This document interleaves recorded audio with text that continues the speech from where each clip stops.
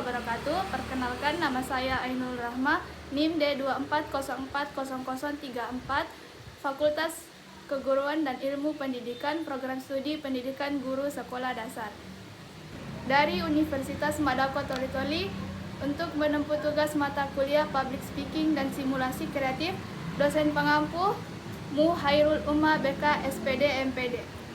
Jadi judulnya itu ialah diagnosis faktor penyebab terjadinya speechophilia dalam kegiatan public speaking dan simulasi kreatif siswa di sekolah dasar. Baiklah, langsung saja kita masuk ke pembahasan. Yang pertama ada pengertian speechophilia. Speechophilia adalah suatu kondisi psikologis berupa rasa takut, cemas, atau panik yang berlebihan yang dialami seseorang ketika harus berbicara di depan umum, yang secara langsung memengaruhi kemampuan dan performa individu dalam melakukan kegiatan public speaking. Istilah ini berasal dari dua kata, yaitu speech yang berarti pidato atau berbicara, dan phobia yang berarti ketakutan yang irasional atau berlebihan terhadap suatu hal. Baiklah, yang kedua ada faktor penyebab utama terjadinya speechophilia. Speechophilia atau ketakutan berlebihan untuk berbicara di depan umum tidak muncul begitu saja.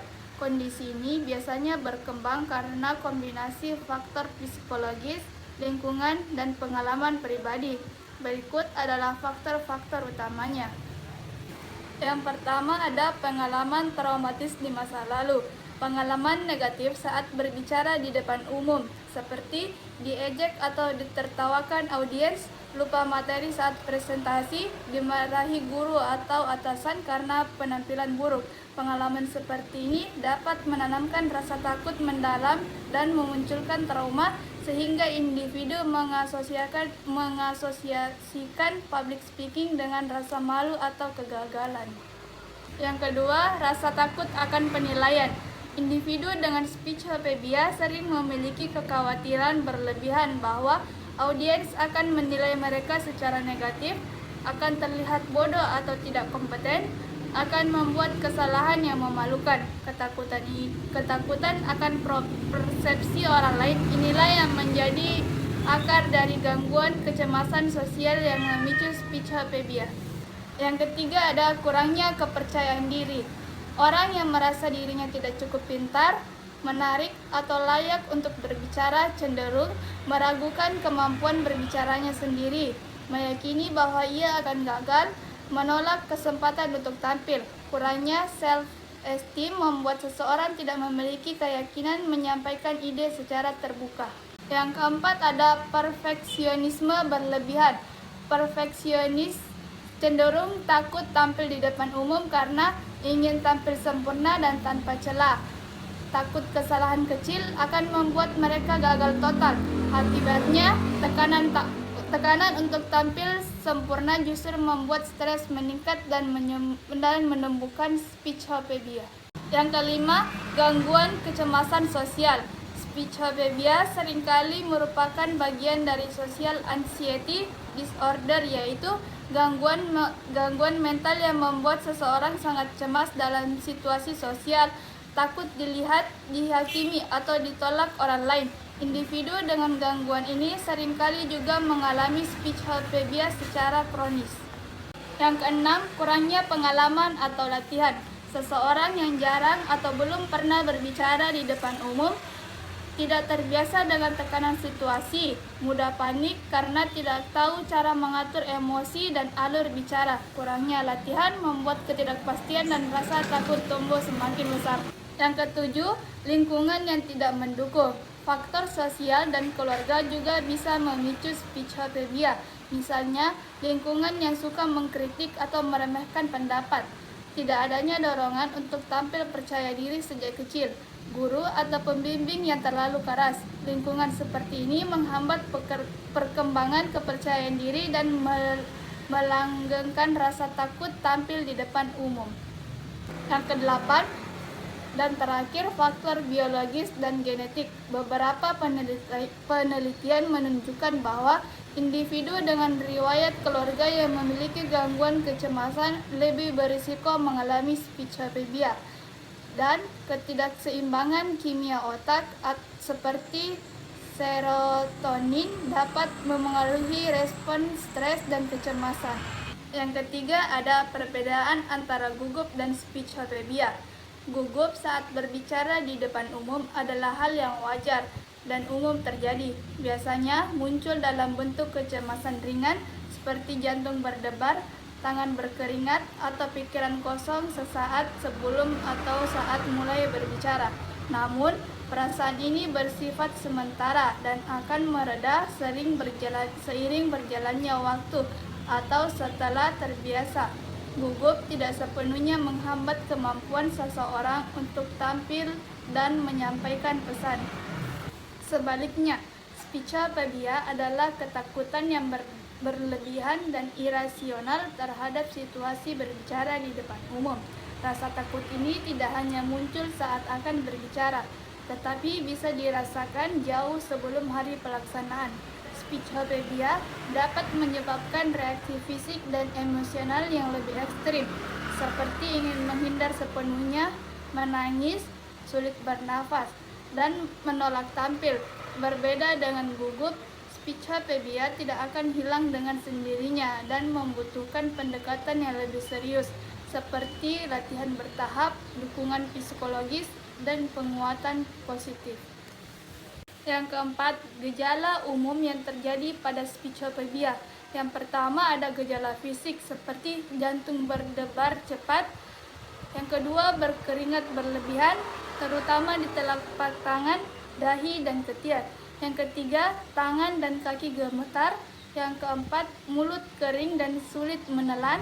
Yang kelima, tegang otot, terutama di leher dan bahu. Yang keenam, sakit perut atau mual, bahkan muntah. Yang ketujuh, pusing atau merasa ingin pingsan. Yang kedelapan, sesak napas atau napas terasa pendek. Dan terakhir, suara bergetar atau sulit keluar suara. Yang kedua ada gejala emosional. Yang pertama, rasa takut yang berlebihan, bahkan jauh hari sebelum tampil. Yang kedua, kecemasan ekstrim, sering disertai pikiran negatif seperti saya akan mempermalukan diri sendiri. Yang ketiga, perasaan malu, panik, atau ingin lari dari situasi. Yang keempat, keyakinan bahwa audiens akan menilai atau mengkritik secara negatif, dan rasa tidak percaya diri dan merasa tidak pantas berbicara. Dan yang ketiga ada gejala perilaku. Yang pertama, menghindari situasi berbicara di depan umum, bahkan jika itu bagian penting dari pekerjaan atau pendidikan. Yang kedua, membatalkan penampilan mendadak tanpa alasan jelas.